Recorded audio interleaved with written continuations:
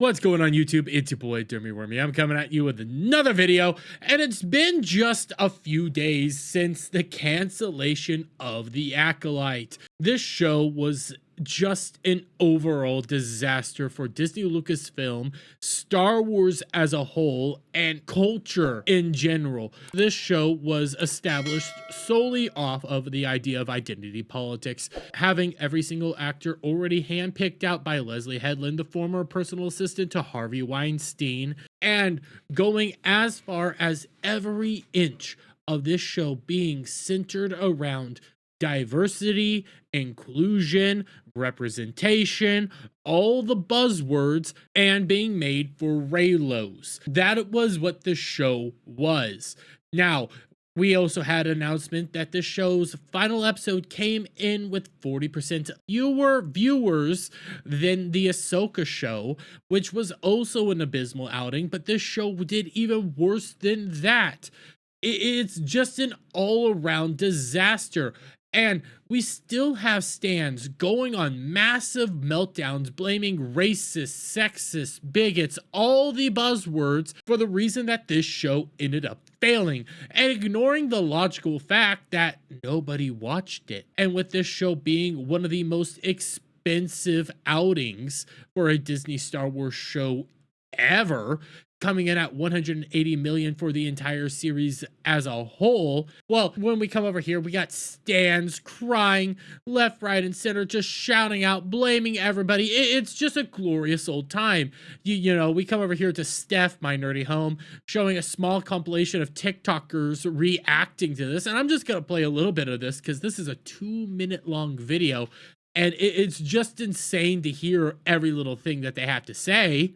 So The Acolyte was canceled. It's definitely because incels didn't like two people of color holding hands. We're not gonna forget that. They've hit the second tower. It was set up to fail from the beginning. When The Acolyte was first announced as a female-run show with Leslie Headland at the helm, starring a black femme and a diverse cast of characters unlike we had seen in a Star Wars project before, the review bombers took to the internet before the show even had a chance to air. Is it worth the price? You can see where this goes. They just constantly blame YouTubers. They constantly blame everybody else for this show failing, except maybe acknowledging that the show was just bad and nobody cared about it. You also had Grayson, the Minute Nerd news guy, come out and blame the reason that the show was canceled was because of Jeremy from Geeks and Gamers, and try to begin his whole campaign like he did with frickin' Gary again, just now on freaking Jeremy, which is a laughable situation because he also got Jeremy's name wrong, calling him specifically Jeremy Prime, thinking that was his legal birth name. Well, we also had the Mary Sue come out here and say, Disney's happy to let toxic dude bros win, I guess. Oh, the salt. Oh, it's so amazing to be a salt miner right now because these people are soft as can be and they can't accept the reality that the show was just awful. Well, we're starting to get some shakeups with what's been going on in regards to The Acolyte, actually. And I'm going to bring us over here to screen time. All merchandise for Star Wars Acolyte has been removed from the Disney online store. And you can see this screenshot right here of, yeah, it's gone. But I decided to double check myself. So I came over to the actual Disney store itself. And I'll do it again for you guys. As you can see, nothing here for The Acolyte. I'll refresh it just to be on the safe side.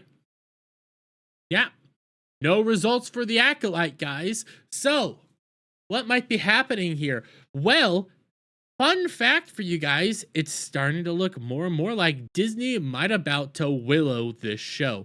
For those of you who aren't aware what happened to Willow, Willow was another horrific Lucasfilm show that came out, got canceled halfway through the series, and ended up getting nuked from the platform altogether.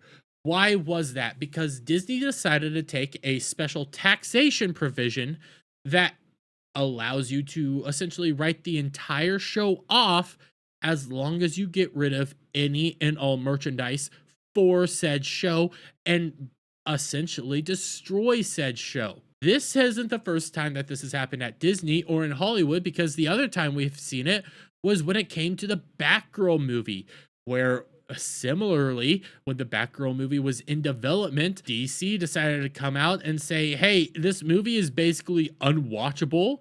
We can't release it, so we're going to destroy any and all iterations of this movie and get rid of it, write it off, not put it out at ever, and just recoup the money on the taxes. This is a very special tax provision that can only be done in specific ways. Like I already mentioned, when it comes to the actual merchandise itself, you cannot sell merchandise on this particular IP. Now, I'm not saying that it's the Star Wars IP, I'm saying specifically for the Acolyte IP. Removing products from this show from the actual Disney store itself lends credence to the possibility that this show might be going the way of Willow and Batgirl, and potentially could see an all-around removal from Disney Plus itself. I already mentioned it just a bit ago, guys. This show cost $180 million to create altogether. Now, House of the Dragon cost the exact same amount, if not a little less.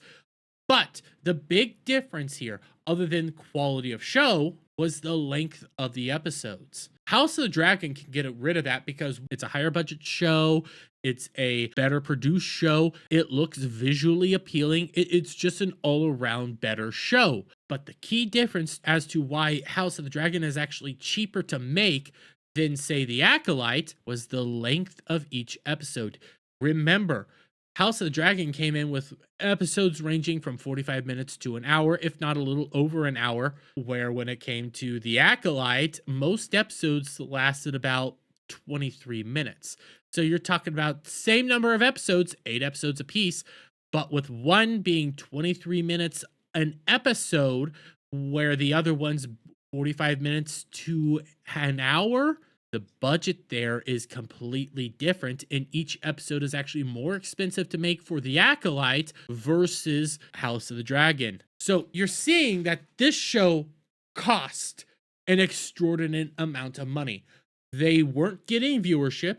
It was becoming a net negative. They were losing money actually on the show, not just in the production side, but it's also costing them money to host the show over on the Disney Plus servers. We're now potentially gonna see this show get completely removed altogether, and you just gotta love it. You just gotta enjoy it. And we're already watching, as I've already shown you, like all these stands meltdown.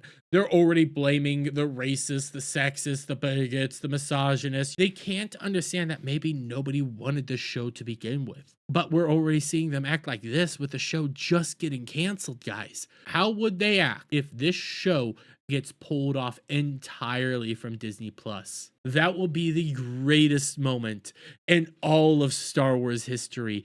It would be just a wonderful sight to see, and the salt will flow for days. It will be a sight to behold, and I can't wait to see if it happens. But I'm gonna leave it there, guys. Let me get you guys' thoughts on all this down in the comments below. If you like this video, please give it a thumbs up, share it out, friends, hit that subscribe button, hit that notification bell for every time I put out a new video live, and I'll see you guys all on the next one. Bye for now.